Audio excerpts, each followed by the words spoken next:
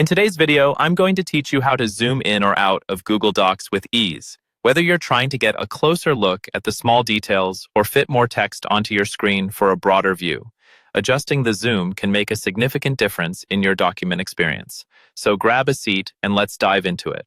First things first, if you haven't already, you'll need to open a Google Doc. This could be a document you're currently working on or a new one you've just created.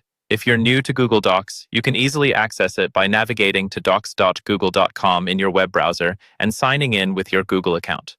Once your document is open, take a moment to familiarize yourself with the interface if you're not already familiar with it. You have your typical menu bar at the top, which houses several essential features, along with the toolbar just underneath it. Now, the core of our task today is to focus on the zoom feature located in this toolbar. Look for where it displays the current zoom percentage.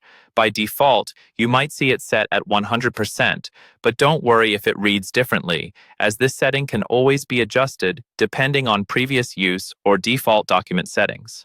What you're looking for is a percentage number with a small downward-facing arrow next to it.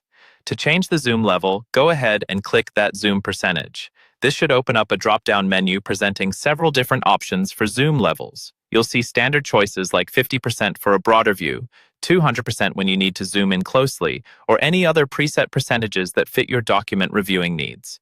There's also the hand option labeled Fit, which adjusts your document to the width of your browser window, making it perfectly visible without the need for scrolling sideways. It's particularly handy if you're working on a broader display or simply want your document to fill up the screen better. Understanding how to effectively use these features can dramatically enhance your workflow, allowing you to inspect the finer details or overview large portions of text with just a few clicks. Adjusting the zoom is entirely reversible, and you can change it as often as necessary, so don't hesitate to try out different settings until you find the right view for your current task. That's all there is to it. Now you know how to zoom in and out in Google Docs effectively. This small adjustment can make a significant difference in how you interact with your documents, whether you are editing, writing, or simply browsing through your work. I hope you found these instructions easy to follow and that they make your Google Docs experience smoother and more tailored to your liking. Thanks for watching.